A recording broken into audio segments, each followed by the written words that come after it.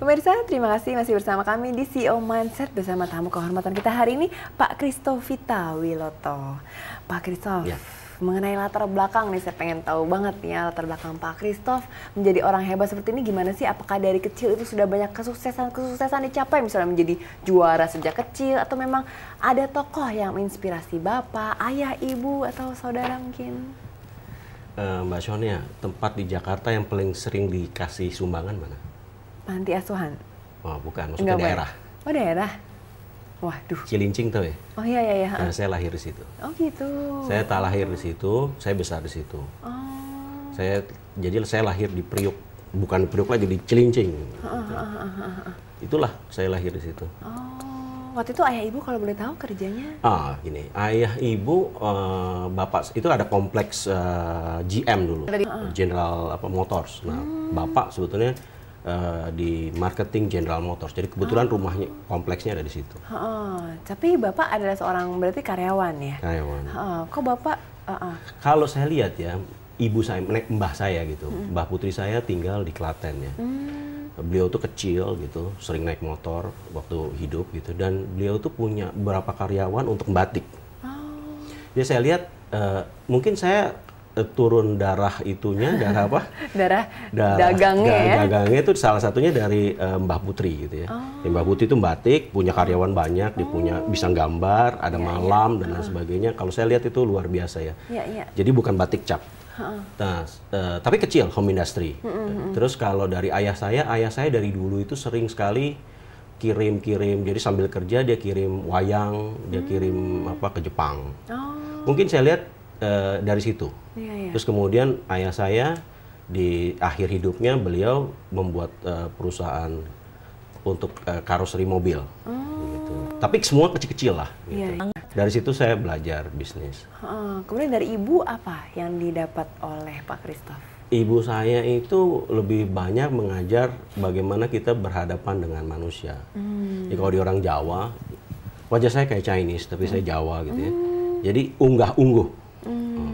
Jadi unggah-ungguh itu tata krama lah gitu, itu penting. Jadi dan itu sangat menolong saya dalam PR sekarang. Iya, PR jadi, kan hubungan relationship manusia ya. Betul. Jadi sebetulnya di ilmu Jawa itu sudah ada ilmu PR. Jadi bagaimana melihat orang. Jadi aten-atenan itu harus ada. Jadi kita lihat orang ini sifatnya seperti apa. Kita harus deal seperti bagaimana orang ini seperti. Terus juga unggah-ungguh tata krama. Terus banyaklah istilah-istilah yang saya pelajari dari ibu saya gitu. Oh gitu, hebat sekali. Terus ada orang lain mungkin yang bisa memberikan inspirasi untuk Bapak sejak kecil, atau teman atau bos? Kalau saya, yang saya paling membuat inspirasi buat saya adalah ayah saya. Sehingga nama perusahaan saya, Wiloto Corp, itu diambil dari nama ayah saya. Oh gitu, karena semangat beliau mungkin ya? Ya, karena gini, beliau meninggal persis setelah saya lulus. Jadi saya lulus itu, saya pulang, saya bilang, loh kok ayah saya nggak ada di rumah gitu ya. Ibu saya diem aja gitu. Saya tanya, kenapa? Oh, akhirnya dicerita, ayah saya di ICU sudah gitu ya. Jadi pada saat saya wisuda, ayah saya itu masih di ICU, tidak bisa datang. Persis setelah saya diterima di Amex gitu ya, Amex, saya antar ayah saya ke MMC waktu itu, saya kasih lihat, kebetulan gedung Amex itu exchange house sebelahnya MMC, saya kasih lihat, Pah, itu kantor saya. Bapak saya bilang, bagus sekali ya kantornya gitu. Itu kira-kira jam 9 pagi, jam 12 siang, jadi saya antar dia ke MMC, langsung masuk ICU, 5 hari kemudian meninggal. Jadi kalau menurut ibu saya, ketika dia melihat saya sudah bisa, saya anak paling besar, adik saya 3 wanita waktu itu, mungkin dia pikir sudah ada yang bisa take care rumah gitu ya. Nah, saya harusnya, akhirnya dia pergi gitu. Gitu. Nah, yang menarik adalah dia kan meninggalkan pembukuan bisnisnya dia. Ketika saya buka pembukuannya, ini bikin saya merinding, saya baru lulus waktu itu. Jadi hutang dan piutang itu banyak yang piutang yang sangat macet. Jadi waktu itu bapak saya tuh punya kasih leasing untuk Metro Mini gitu ya. Jadi banyak yang macet. Kita harus deal sama supir-supir Metro Mini. Iya, nagihin gitu. duitnya. Wah, itu luar biasa. Iya.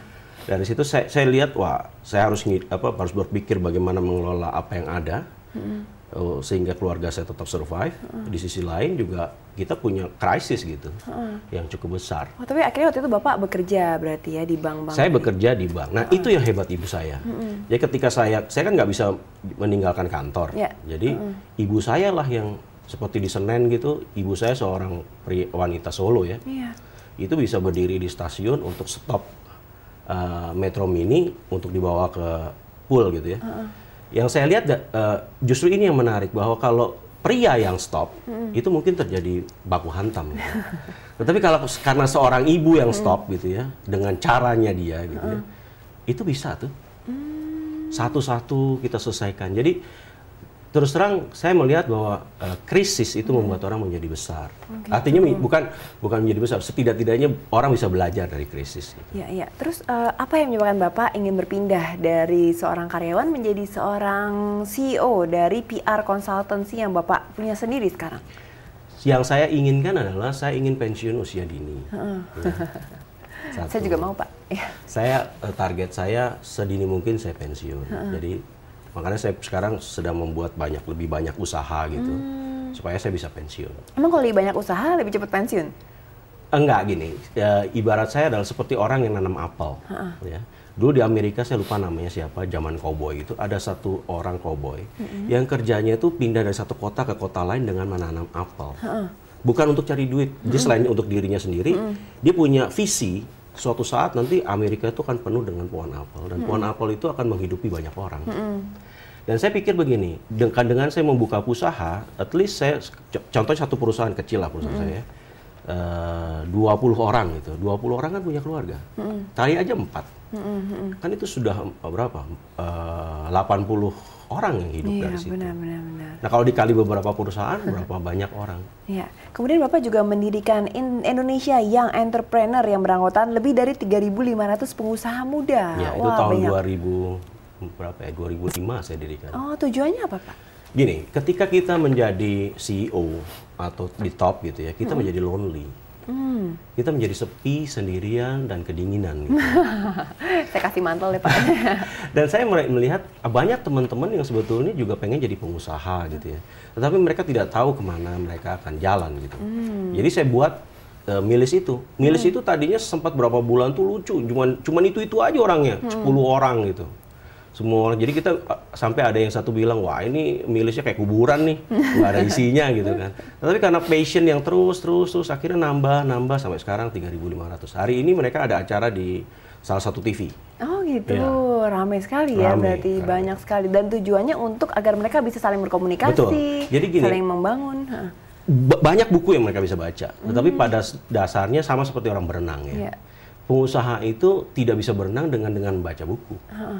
Teorinya banyak, kalau dia nggak nyemplung, cebur gitu, dia nggak bisa pengalaman, jam terbang. Jadi kalau orang bule, itu biasanya anak yang baru lahir, ya kan, kira-kira masih berapa bulan, dia lempar aja ke kolam, masih dia pantau gitu. Dan anak itu bisa berenang. Nah masalahnya di kita, di Indonesia, terutama pribumi, ya, itu budaya untuk menjadi pengusaha itu berat sekali. Karena kita diajar untuk menjadi sekolah tinggi-tinggi, jadi karyawan, gitu.